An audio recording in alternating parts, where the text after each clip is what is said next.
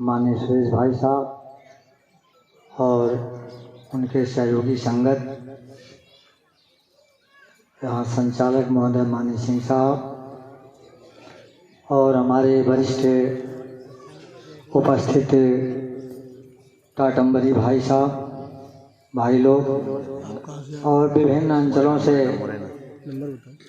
भारत के कोने कोने से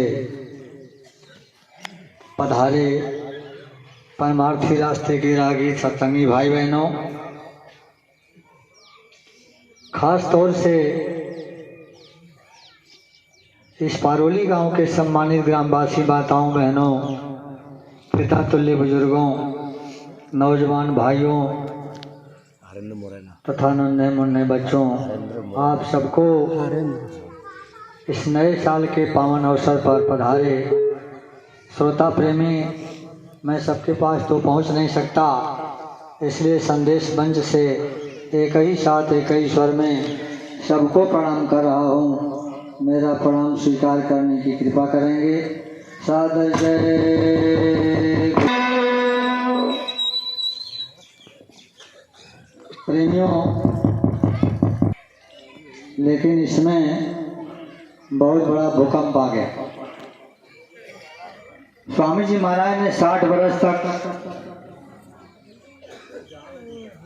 अपने इस महाविद्यालय में पढ़ाया और केवल 3 ही अध्याय उसमें है, चाहे 1 साल का, चाहे 2 साल का, चाहे 10 साल का, चाहे 20 साल का, चाहे 50 साल का, चाहे 60 साल का नामदानी प्रेमी हो, केवल 3 ही अध्याय पढ़ाया।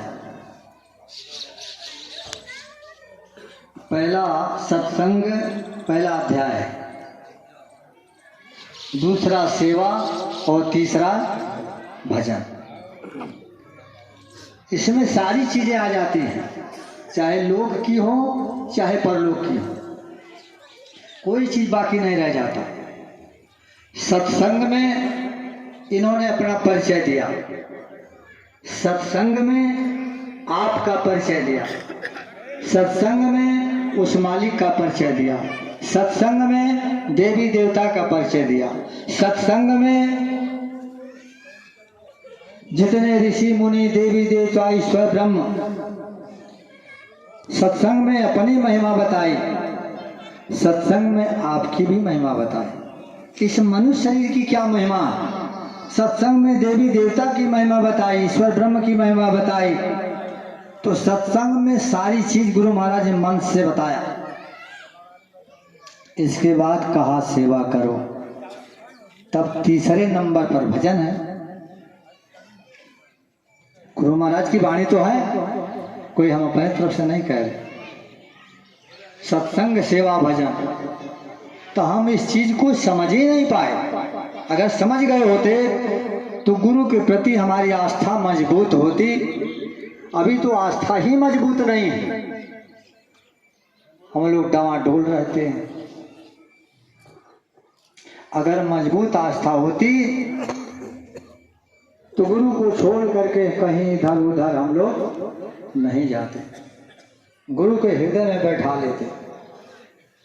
हम लोग एक प्रार्थना गाते हैं कि चरणों में तेरे मालिक मेरी बंदगी है, तेरे भरोसे स्वामी मेरी जिंदगी है, जो कुछ मौज हो उसे मैं सहलूं। कहते जो कुछ मौज हो, जिस मौज में गुरु रखना चाहता है उस मौज में हमको रहना हो। अगर आप समझते कि हमारा गुरु अंधा बहरा है तो बात अलग है। तो आपका गुरु अंधा बहरा है? अंधा बहरा नहीं है, सब कुछ देख रहा। तो जब आपको ये विश्वास है कि हमारा गुरु अंधा बहरा नहीं है, सब देख रहा है, तो आप दुख में चिल्लाते तो सुनता नहीं है? सुनते हैं, सुनते हैं। हर बात, हर जज्बात आपकी देख रहे गुरु, सुन रहे। जो कण कण में विराजमान है, गुरु महाराज कहते कभी हमको हाड़ मास का मत समझना। तो गुरु के प्रति अभी तो आस्था ही मजबूत नहीं हमारी। कैसे मजबूत होगी? क्या प्रार्थना कर रहे संत कर रहे हैं? संत रविदास जी महाराज लिख रहे हैं, क्या कह रहे हैं?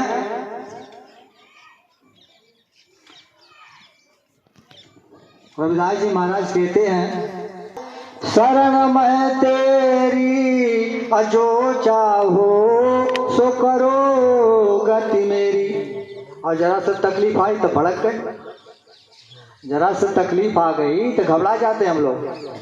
बच्चे के ऊपर, पत्नी के ऊपर, पति के ऊपर, पारिवारिक नातेदारी रिश्तेदारी कहीं तकलीफ आ जाती तो हम लोग विचलित हो जाते हैं। संत रविदास जी कहते हैं ऐसा गुरु के प्रति आस्था मजबूत होनी चाहिए कि गुरु के अलावा हमको कुछ दिखाई न पड़े। गोस्वामी जी महाराज रामचरितमानस जो लिखा उन्होंने, वो क्या कह रहे हैं? एक पपीहा को देखा होगा आपने, पपीहा चिल्लाता है पी कहाँ पी कहाँ पी कहाँ पी कहाँ पी कहाँ। उसको समुंदर जल से भरे हैं, नदियां जल से भरी है, लेकिन उसको कोई जल से मतलब नहीं है। कौन सा जल चाहिए उसको? स्वाति का जल चाहिए। पी कहाँ चिल्लाते चिल्लाते समुंदर में गिर पड़ता है, लेकिन अपनी चोंच को ऊपर कर लेता। क्यों? कि समुंदर का एक जल का बूंद हमारे मुंह में चला जाएगा तो हमारी प्रतिज्ञा टूट जाएगी। तो गोस्वामी जी महाराज का मन देख करके धीरज धारण नहीं करता है। कह रहे हैं कि पपीहा का प्रण देख के और धीरज धरे न रंच, मरते दम जल में पड़ा तऊ न खोली चंच। ये भाव हम लोगों के अंदर होना चाहिए। कहते हैं जय गुरुदेव कहिए और जाही विधि राखे गुरु ताही विधि रहिए। जो उसकी रजा में रजामंद है उसको सर्वत्र आनंद ही आनंद है। तो प्रेमी भाई बहनों, गुरु के प्रति हमारी आस्था मजबूत होनी चाहिए। जब गुरु महाराज ने हर तरह का पाठ पढ़ाया हम लोगों को, कुछ बाकी नहीं रखा। देवी देवता क्या है, ब्रह्मा विष्णु महेश क्या है, 3 लोक 14 भुवन क्या है, और अपना परिचय दिया मैं कौन हूँ, आपका देश कहाँ है, कि किस देश में आकर के हम लोग फंस गए, काल माया के देश में। तो यहाँ से निकलो, और निकलने का उपाय मनुष्य मंदिर में हम लोगों को बताया।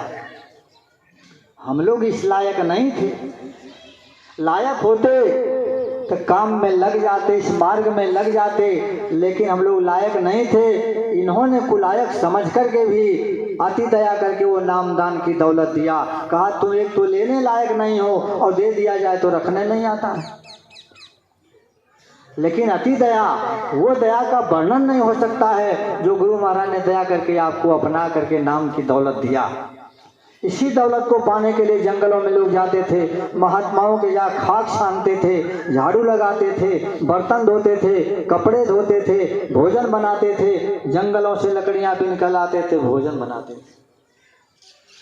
लेकिन तब जाकर के जब वो देखते थे, तब दया करके कि अब इसको भूख लग गई, सत्संग सुनाते थे, सेवा कराते थे, तब जाकर के देखते देखते उसके अंदर इच्छा जगती थी कि हम भी भजन करेंगे और हमको नाम की दौलत मिल जाए। तो दया करके महात्मा नाम की दौलत देते थे।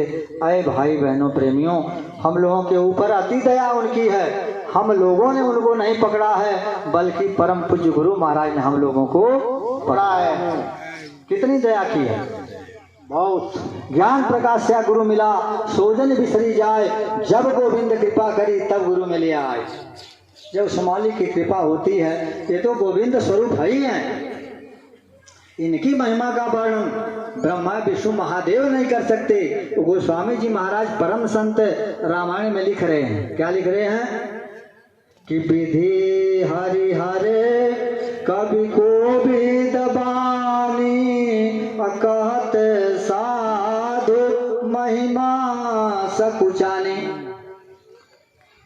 विधि माने ब्रह्मा, हर माने विष्णु, हरि हर माने शंकर, और हरि माने विष्णु, सरस्वती शेषनाग 1000 मुख वाले, ब्रह्मा विष्णु महादेव ही ऐसे महापुरुष की महिमा का गुणगान गाने में सकुचा जाते हैं। तो ये भाई बहनों, हम लोग छोटी मुंह बड़ी बात, ऐसे महापुरुष की महिमा का कैसे गुणगान कर सकते। गुरु वाणी की चर्चा सुनने और सुनाने के लिए हम लोग यहाँ बैठे हैं, थोड़ा सा उसी में सुन रहे हैं, सुना रहे हैं। और इनकी महिमा जो 60 वर्ष जिन्होंने सुनाया, उस समुंदर में गोस्वामी जी महाराज ने रामायण लिखा तो कहा कि बड़े बड़े ऋषि मुनि गोता लगा रहे, उसमें गोता लगा रहे हैं। और बताइए अनामी महाप्रभु की महिमा, जिन्होंने 60 वर्ष तक जो खेल लीला किया है, कैसे समझ में आ सकता है। जब एक मंडल के राम भगवान राम त्रिलोकीनाथ आए थे, जब लीला शुरू हुई पंचवटी से, तो लक्ष्मण जी महाराज नहीं समझ पाए।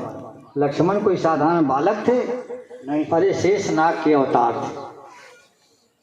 थे। ये अनामी महाप्रभु हैं, भगवान राम के मंडल से बहुत ऊपर से आए हैं। जब इनका खेल शुरू हो, खेल माने लीला, जब इनका खेल होगा तो कैसे समझ में आएगा।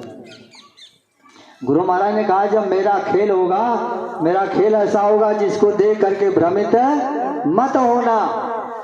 तो खेल यही तो खेल हुआ, लीला हुई है और लोग भ्रमित हो गए।